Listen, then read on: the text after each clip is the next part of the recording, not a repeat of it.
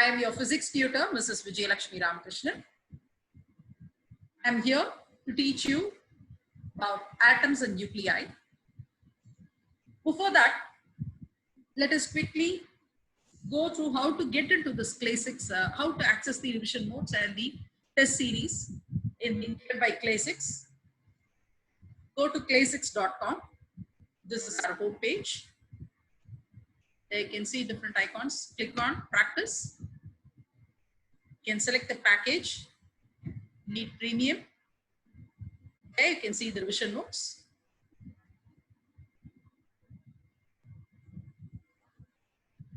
So revision notes are basically the important formulae and the concepts which are important for NEET point of view.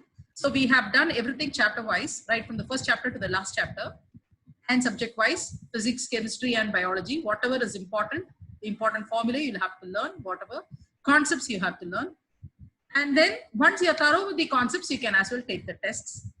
So these are the different chapters which we have made here. Whatever is necessary, only that is being made here. So if there's enough, you just go through all the concepts and the formulae and make yourself thorough with this. So now let us quickly go through atoms and nuclei. Atoms, you know, all matter is made of atoms. And let's see what are the important formulae. And the nuclei is now going to be the placed within the atom. So that is now going to be contributing for the mass of the atom. Now let us quickly go through the important formulae which is essential for you to solve the numericals based on these two chapters. So I have clubbed both atom and nuclei together because both of them are small lessons. Of course, they are very important. This lesson is also very important, children. So maybe you can expect 2 questions from this, especially the half-life period or the energy, how to find out the energy of an atom. All these are very important questions. So we have actually gone through the important formulae, and we have made them, you can see them available here. So make yourself thorough with all the, only DC, only it is, you cannot expect much of a theoretical question from this, from these 2 lessons. They are mostly of numericals only. So that's why we insist on you learning the formula thoroughly, okay?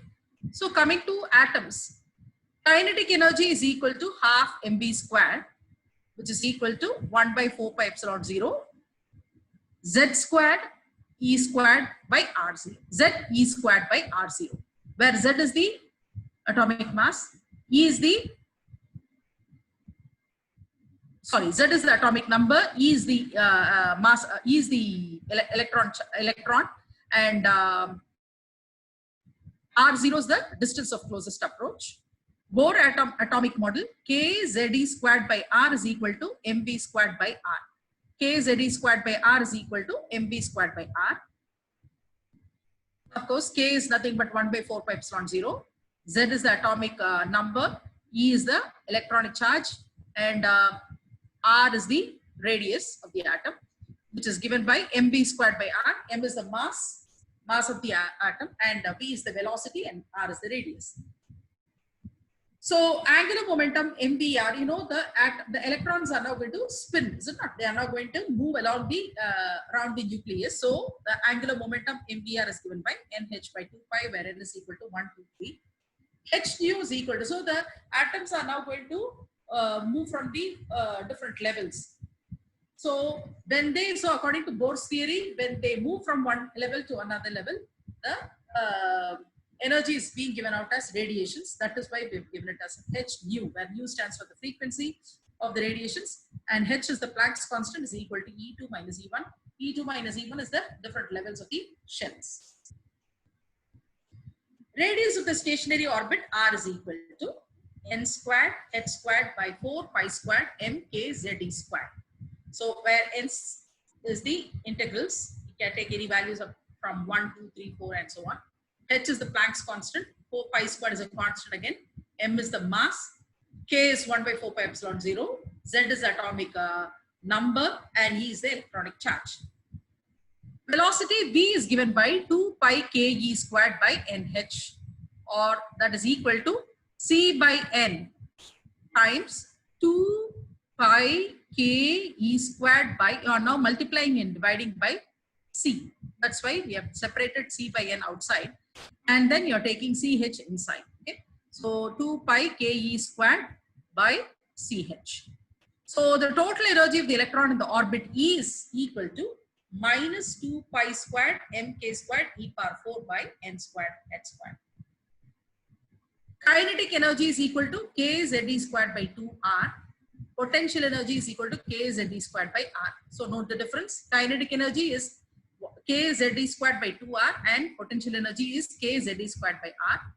Total energy of the electron in an atom in an orbit is E is equal to minus 13.6 by n squared electron volt. So U bar, you know, is nothing but the wave number that is equal to 1 by lambda, which is equal to R into 1 by N1 squared minus 1 by N2 squared. So these are the important formulae when you consider atoms, this lesson atom.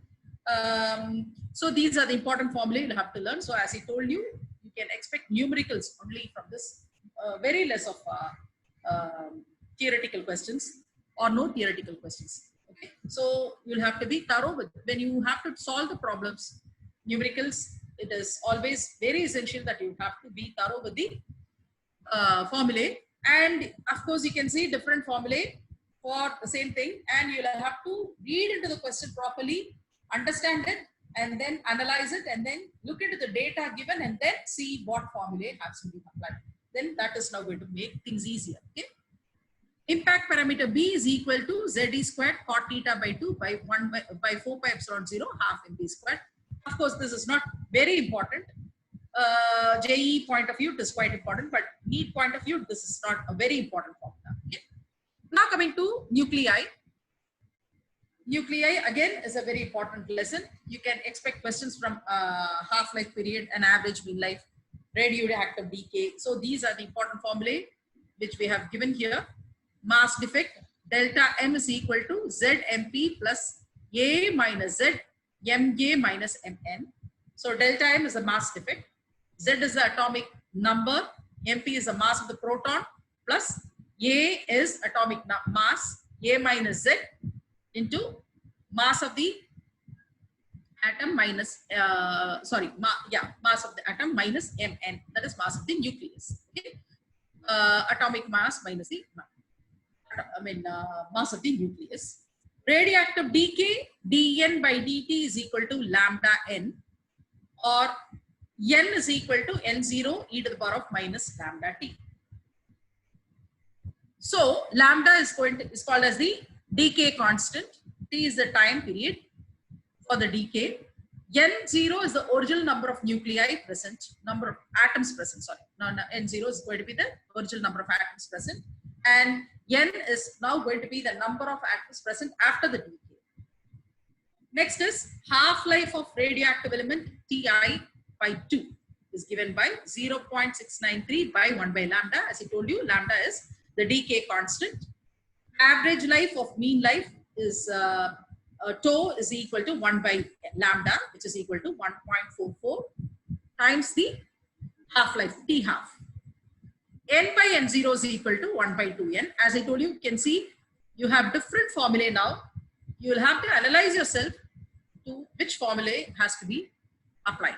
Okay, so go through the problems. It's very, very easy lesson. Once you are thorough with the formula, then it is going to be pretty easy for you to just simply analyze the data, understand it, and then it is not going to be tricky at all. Atoms and nuclei, they are probably you'll have only straightforward questions.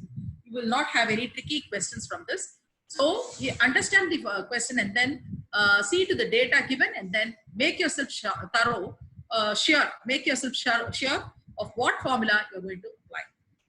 Activity A is equal to dN by dt, which is equal to lambda n. A is equal to A0 e to the power of minus lambda t. That A stands for the atoms. Okay, atoms. A is equal to A0 e to the power of minus lambda t. Or A by A0 is nothing but as I told you, is equal to n by n0, where n stands for the number of atoms after decay and n0 is going to be the number of atoms before decay. So with at the start, okay, that is equal to initially present is n0, that is given by half of 1 by 2 to the power of n. Or so you can also see, look into the problem carefully and then apply. See, if n and n0 are given, you can apply this formula also. And same way, if a and a0 are given, you can apply this formula. You apply the same formula. What atomic mass unit is equal to 1.66 into 10 to the power of minus 27 kg, and mass of the nucleon is equal to, nucleon, you know, is nothing but the protons and neutrons together are called as nucleons. So mass of the nucleon is equal to 1.66 in 10 to the power of minus 27 kg, or 1 MeV is equal to 1.6 in 10 to the power of minus 13 joules. One atomic mass unit is equal to 931 MeV. 1 Curie is equal to 3.7 in 10 to the power of 10 disintegration. 1 Rutherford is equal to 10 to the power of 6 disintegrations. Okay, so these are the units. And then the radius of the nuclei is given by R is equal to R0 a to the power of 1 by 3, or you can say R by R0 is equal to a to the power of 1 by 3, where R0 is going to be the empirical constant, that is 1.1 FM. R is now going to be the FM stands for Fermi. R is the radius of the nuclei, and R0 is going to be the distance of closest approach, that is given by R0, and it's always a constant 1.1 FM. Fermi. Density of nucleus rho is given by 3 m by 4 pi R0 cube. M stands for mass, and R0 is the closest approach, distance of closest approach. So density of the nucleus rho can be calculated by using this formula. Total binding energy is equal to delta mc squared. Average binding energy per nucleon is equal to delta mc squared by A. Packing fraction is given by m minus A by A. So these are the important formulae you'll have to know. So now let us quickly go to the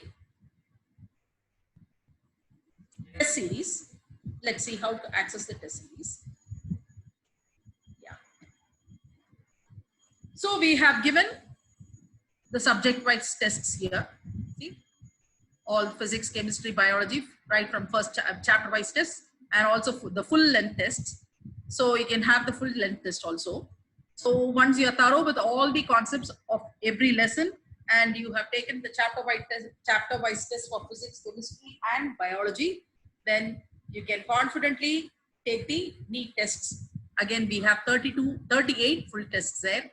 So you can take it any number of times, make yourself sure of the concept, and then with full confidence level, you can go and appear for the NEET exams. So now coming to the test on atoms and nuclei. Yeah. So before that, let me explain you what the different colors tell. The blue bubble says you have not taken the test. The green bubble says you have taken the test. Even if you have taken the test, you can take it any number of times until or otherwise you're happy with your results and 100% sure about the concepts.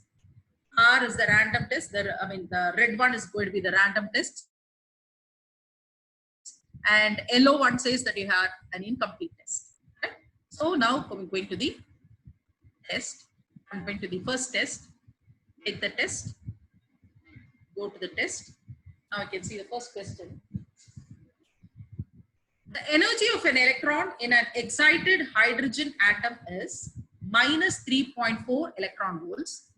Calculate the angular momentum of electron according to Bohr's theory. Planck's constant is 6.626 in 10 to the power of minus 34 joule seconds. Let's quickly solve this. Now we can see that energies of the electron in the nth state, En, is given by minus 13.6 divided by n squared electron volts. Or from this we can get n squared is equal to minus 13.6 by En. Now En is given as minus 3.4, right? Minus 3.4. So we can substitute that. So minus 13.6 divided by minus 13.4, which is equal to 4. So n squared is equal to 4, or from this we get n is equal to 2. So n is equal to 2. According to Bohr's second postulate, the angular momentum L is given by, so we saw in the notes, nh by 2 pi. We saw L is equal to nh by 2 pi. The angular momentum is given by that.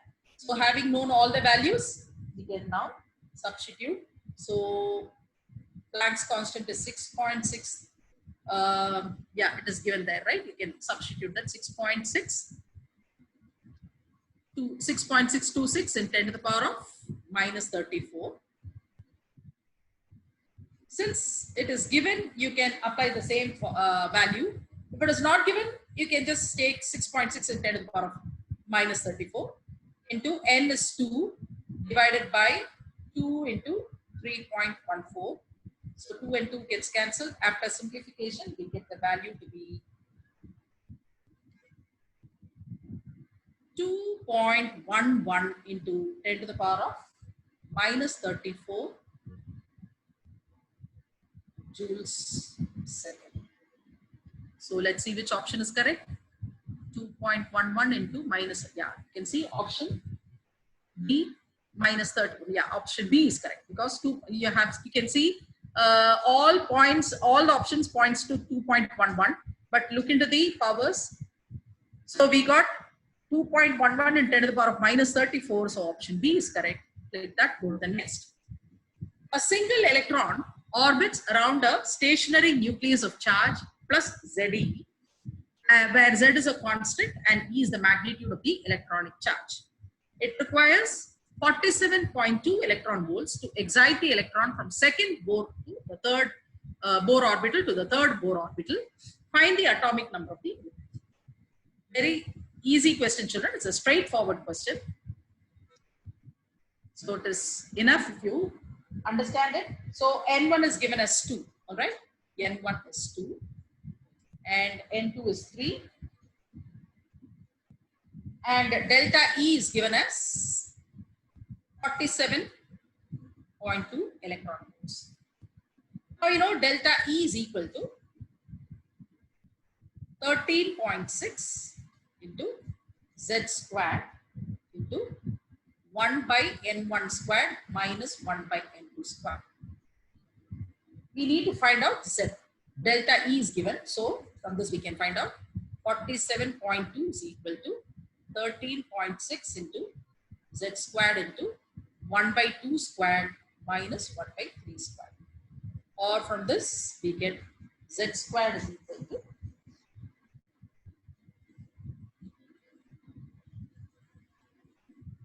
47.2 divided by 13.6 into 1 by 4 minus 1 by 9. So having after simplification, we can see that Z squared is equal to 25 or Z is equal to 5. Okay. After simplification, we get this value. So let's see which option is to see. It's a straightforward problem. Having known all the data, you can just, if you know the formula, you can directly substitute that, right? So it's now going to be 5. Option A is correct. Select that, go to the next.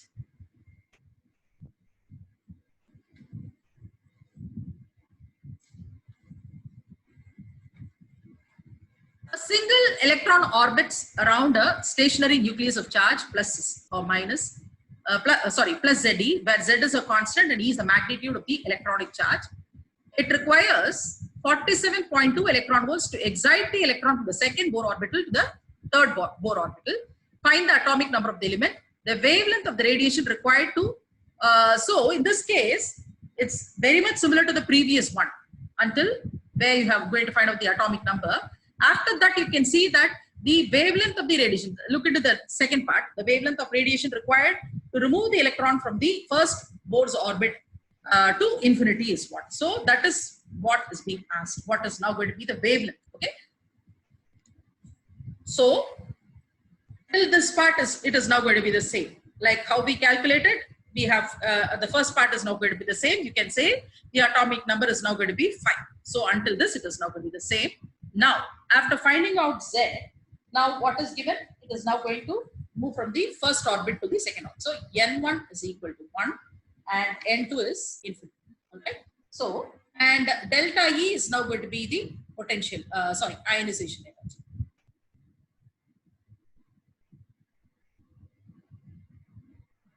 So that is equal to 13.6 into, so we have found out Z to be 5. So 5 squared into 1 by 1 squared minus 1 by 2 squared. That's it. So that is equal to, when you calculate, when we simplify this, that gives you 113.6 into 25 into 1 minus 1 by 4. So when I simplify this, I get the value to be 340 electron volts. Alright, so 340 electron volts. So we know, but we need to find out the wavelength. This is not over here. We need to find out the wavelength. So lambda is equal to, we know that it is hc by delta E. Now having known all the values, 6.6 into 10 to the power of minus 34 into C is 3 into 10 to the power of 8 divided by delta E is, we found out it is, see this is in electron volts, we need to convert it to joules, so multiplied by 1.6, so 340 into 1.6 into 10 to the power of minus 90. Alright, so we are converting it to joules. It should not apply directly as electron volts, we need to convert it to joules and then do it. So when I simplify this, I get the value to be 36.56 into 10 to the power of minus 10 degrees angstrom. Let's see which option is correct. 36.6, so option B is correct. So this is now going to be meters, children. So this is not an angstrom, this is going to be meters. So or 36.6 degrees angstrom. Alright, so that is where we got 36.6. Yeah, the previous one, 36.6 angstrom. So we have saved that. Now going to the fourth one. In a transition to a state of excitation energy, 10.19 electron volt. So the excitation energy is given as 10.19 electron volt. A hydrogen atom emits a 4,890 degrees angstrom photon. Then the binding energy of the initial state is 1. All right.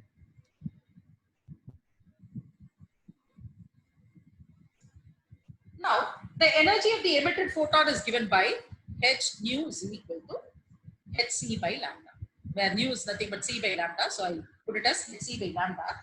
So when I substitute the value, I'll get it as 6.6 into 10 to the power of minus 34 into 3 into 10 to the power of 8 divided by lambda was given as 4.8, right? So 4.89 into 10 to the power of 3.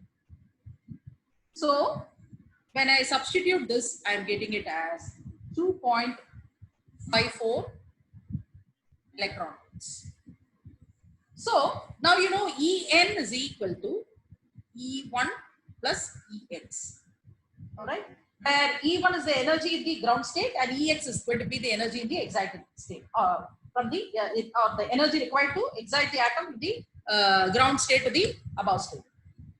Okay. So now E1 is given as, you know that it is now going to be minus 13.6. Okay, so that is given as 3.14. So this is now going to be En is equal to minus 13.6 and Ex is given as plus 10.19. So when we add this, that we are getting it as minus 3.41 electron volts.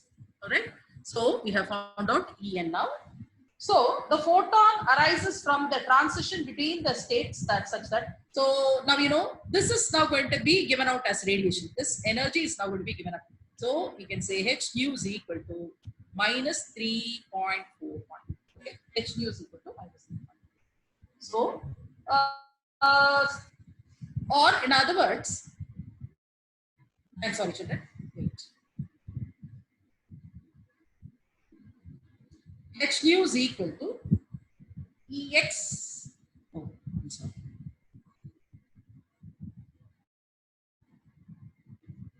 Ex minus E1. Okay, Ex minus E1. So it has now been projected to the uppermost level, and from there, when it comes to the ground level, that is now going to be given as the radiations. Okay, this is now going to be Ex minus E1 is now going to be the radiations. Okay, so that is Ex. We don't know Ex, but we know E1. That is we have found out E1 plus Ex. That is being given as minus 3.4. So minus of minus 3.41. That energy, the ionization energy, which is now going to be the energy which is now going to be E1 plus Ex. So I am substituting that here, minus 3.41. That is now going to be the energy required. So that is equal to 2.54. That is given as 2.5. This is what we found out, right? Yeah. So that is equal to H nu. That is what we found out to be 2.54. Equate that, or from this we get Ex is equal to 3.41 minus 2.54.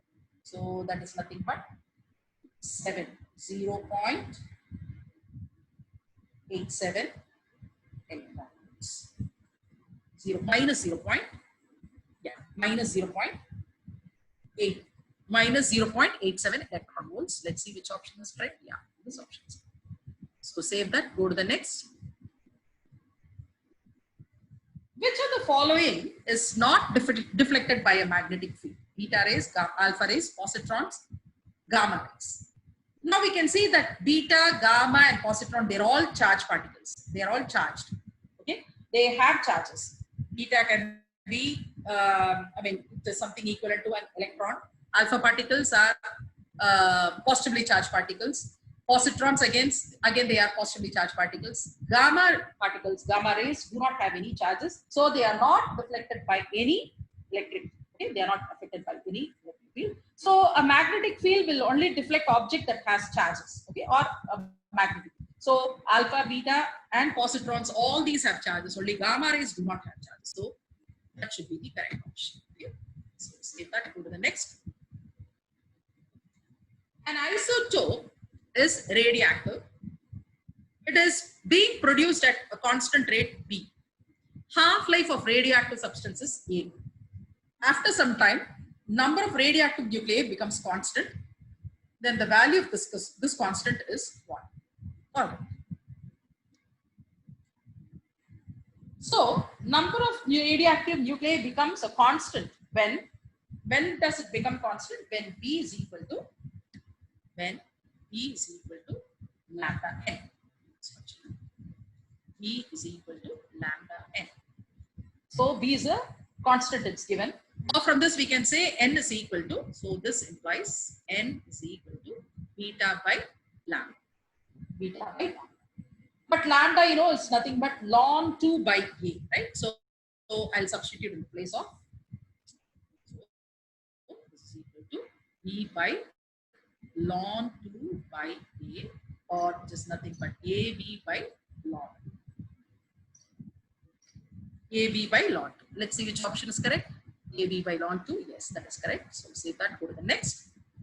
The half-life of radioactive radon is 3.8 days.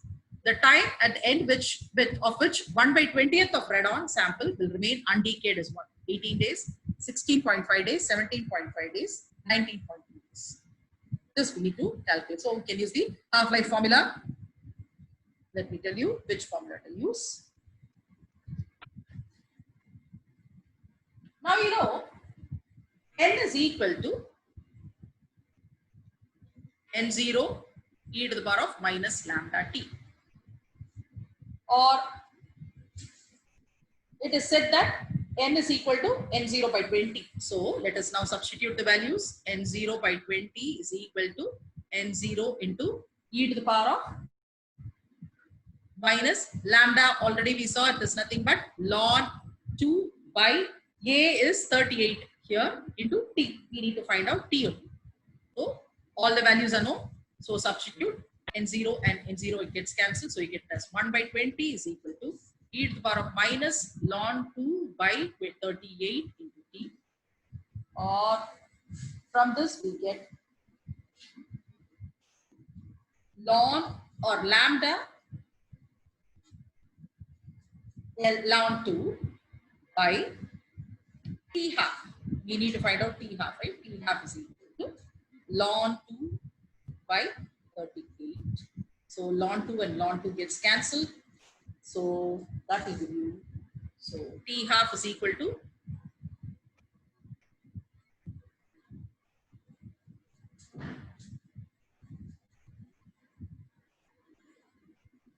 lambda by T half is equal to 1 by 38, or from this. Now look at the question, you can see that it is given that at the end of, so it is given as 3.8 days. All right, 3.8 days. Now you can multiply and find out that it is now going to be 16.5 days. Okay, after substituting the value for lambda and calculating it, you can find out that T half is going to be equal to 16.5 days. Save that option, go to the next. The binding energy of two nuclei, A and B, are X and Y. Two atoms of A fuse to give one atom of B, and energy P is released. Then P is equal to what? P is equal to Y minus X, P is equal to Y minus 2X, P is equal to Y plus X, P is equal to 2Y minus X. Let's see. Now, during the fusion, binding energy of the daughter nuclei is always greater than the total binding energy of the parent nuclei. Okay, that is, during fusion, the binding energy of the daughter nuclei is always greater than the total binding energy of the parent nuclei. So the difference in the binding energy is now going to be released out. That is what is released as energy. So P is equal to Y minus 2X, Y minus 2X. That should be the correct option. Yeah. Click that, go to the next. So 22Ne nucleus, after absorbing energy, decays into two alpha particles and an unknown nucleus. The unknown nucleus is what? Nitrogen, boron, carbon, or oxygen. Now let's solve this. Atomic number of the mean is given. Let us is 10. Okay, atomic number of the mean, or mean atomic number is 10. Mean atomic number is 10. By emission of two alpha particles, atomic number is now going to be reduced by 4, he says. Atomic number is reduced to 4, reduced by 4. And atomic number of an unknown element, so that is now going to be Z is equal to 10 minus 4, which is equal to 6. Same way, mass of the unknown element will be A is equal to, mass is given by 22 minus 2 into 4. Okay, 2 into 4, which is equal to 22 minus 8, which is equal to 14. So the atomic number is 6, atomic mass is 14. Clearly, it is now going to be carbon. You can see it is now going to be carbon. Option 9, option C is correct. Save that. The next question is, in a radioactive process, nucleus X finally transforms into a stable nucleus Y. Then X and Y can be isobars, isotopes, isotones, none of the above. This is a somewhat a conceptual question, you can say. You know, the nucleus of a radioisotope is very unstable, right? So, in an attempt to reach a more stable arrangement of protons and neutrons, the nucleus will always try to spontaneously decompose to form a different nuclei. Okay, if the number of neutrons change in the process, and then you can say that it is now going to be, obviously it is nothing but an isotope, right? So an isotope is formed. So this, the X and Y should be, so they have the same atomic number but different mass numbers, so it should be isotopes. In a sample of radioactive substance, what fraction of initial number of nuclei will remain undecayed after time T is equal to P by 2, where T is equal to half-life of substance?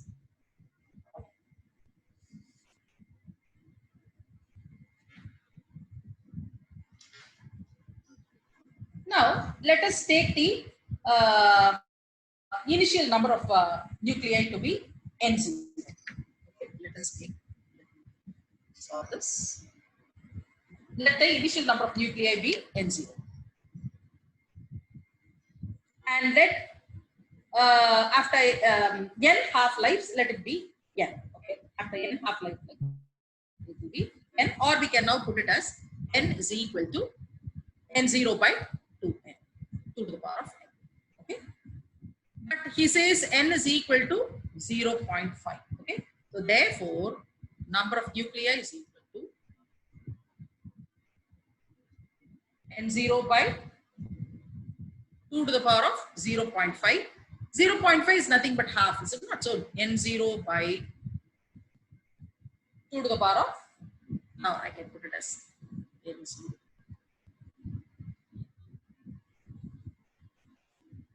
So n0 by, so that gives you 2 to the power of half, or we can put it as n0 and 0 gets cancelled, that gives you 1 by root. So 1 by root 2 is going to be the correct option. Fraction of the radioactive substance which is present is now going to be 1 by root. B option is correct. Save that, go to the next.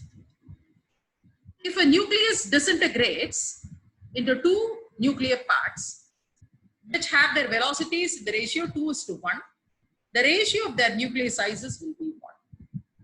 This is very interesting and very easy also. Now, you know, radius and mass are now going to be equal to their cube roots. Okay, so when I say R1 by R2, so where R1 and R2 are the radii of the two atomic nuclei, and their masses are now going to be M2, and the other one is going to be 2M2, right? So this is now going to be equal to their cube root. Okay, that is equal to the cube root, because we know M is proportional to R to the power of 1 by 2. Then, so R cubed, M is proportional to R cubed, or R is equal to M to the power of 1. So that is what I have applied here. So that gives you 1 by, so M to M2 gets cancelled. So 1 by 2 to the power of 1 by 2. So 2 to the power of 1 is 2. A option is correct. So save that.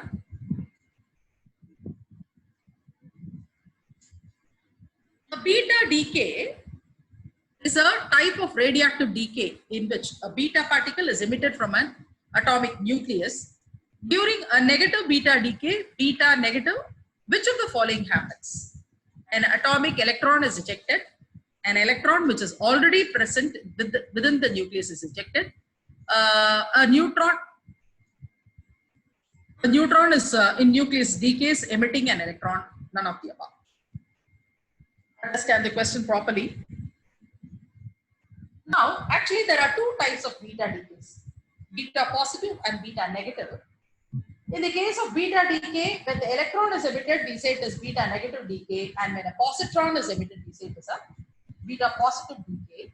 So here you can say that a neutron in nucleus decays, and that is by emitting an electron, because it's a beta negative decay. So you can say that C option is going to be correct. So that's the correct option. Now consider alpha, beta, gamma rays, each having an energy of 1 mega electron volts. Arrange them in increasing order of penetrating parts of radiation. Now, you know, gamma rays are positively charged, beta rays are negatively charged, and alpha, they do not have any charge, they are neutrally charged. So the penetrating power of gamma is always a maximum, okay, because it does not have any charge. Its penetrating power, it's not going to be deflected by any electric field or magnetic field, so it goes undeviated. Okay, so its penetrating power is the maximum, and then you can say that when compared to beta or alpha rays, gamma rays are now going to have the maximum penetrating power. So you can say it's now going to be gamma, then beta, and then alpha. Yeah. So option B is correct. Finally, for the last one, the fast neutrons can easily be slowed down by applying strong field elastic collisions by heavy nuclei passing through regular water heavy water or graphite, or use of load sheet. So now you can see that it is very common here, like say uh, uh, the fast neutrons. Fast neutrons need to be slowed down because you have to, the nuclear reaction has to, the chain reaction has to be going on and on. It shouldn't be stopped. So generally it can be reduced by or it can be slowed down. The fast nucleus can be slowed down by passing them through regular water or by heavy water or using graphite rods. So these are the common methods of slowing down the fast neutrons. Okay, so that should be the correct option. C. So we have completed the test now. Let's end the test and see what is the result.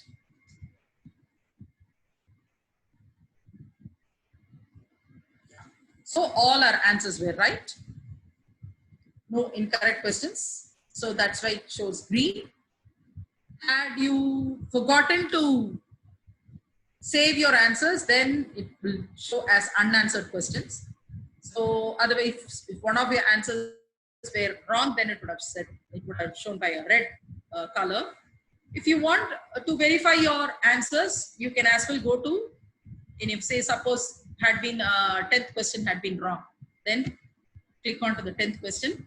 In a radioactive process, nucleus X finally transforms into a stable nucleus Y. Then X and Y can be, so we said isotopes, it was correct. Let us see what the explanation says.